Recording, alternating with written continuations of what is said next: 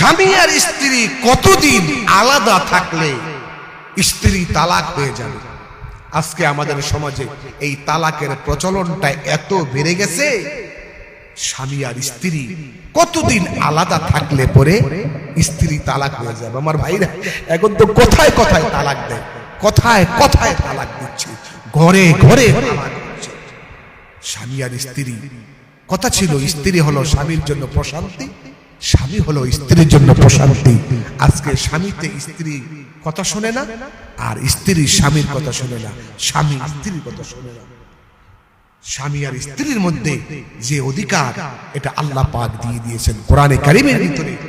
সূরা বাকারার 228 নম্বর আয়াতে আল্লাহ বলেছেন স্বামী আর স্ত্রীর ব্যাপারে, ওয়ালাহুন্না মিসলুল্লাযী আলাইহিন্না বিল মা'রুফ ওয়ালিররিজালি আলাইহিন্না দারাজাতুন।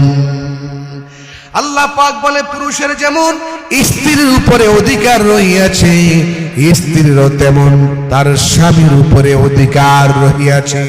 আর আমি স্ত্রীর উপরে স্বামীকে প্রাধান্য দান করে দিয়েছি। সুবহানাল্লাহ বিহামদি।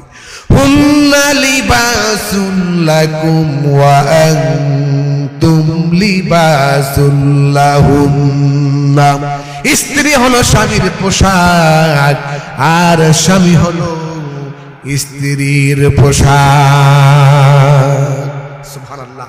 আল্লাহ পাক স্ত্রী, স্বামী এবং স্ত্রীকে পোশাকের সাথে তুলনা করা হয়েছে। আপনার এই পোশাকটা ময়লা হয়ে গেছে, এখন আপনি কি করবেন? ফেলে দিবেন না, ফেলে দিবেন না, পোশাকটা ধৌত করে আবার গায়ে লাগাবেন। স্ত্রী ভুল করতে পারে, স্বামী ভুল করতে পারে, স্ত্রী অন্যায় করতে পারে, ভুল করতে পারে।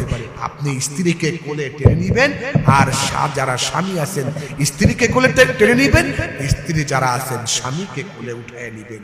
সুবহানাল্লাহ, সুবহানাল্লাহ। অনেক সময় স্বামী আর স্ত্রী একজন আরেকজনের কথা শুনতে চায় না, কেউ কাউকে দেখতেও চায় না। স্বামী আর স্ত্রী অনেক সময় একই বিছানায় ঘুমাতেও চায় না। ঘুমায় ঠিকই, স্বামী আর স্ত্রী এক বিছানায় ঘুমিয়েছে, মাঝখান দিয়া 3 হাত ফাঁক। স্বামী খাটের দক্ষিণ সাইডে, স্ত্রী খাটের উত্তর সাইডে, মাঝখান দিয়া 3 হাত ফাঁক। কয় হাত ফাঁক? 3 হাত ফাঁক। এখন শয়তান এসে স্বামীর কানের গোড়ায় মুখ লাগিয়ে বলতেছে, এই বেটা, তোর স্ত্রীর চাইতে তোর শালীটা অনেক সুন্দরী। নাউজুবিল্লাহ। আবার স্ত্রীর কাছে গিয়ে বলে, এই বেটি, তোর স্বামীর চাইতে তোর দেবরটা অনেক সুন্দর। নাউজুবিল্লাহ।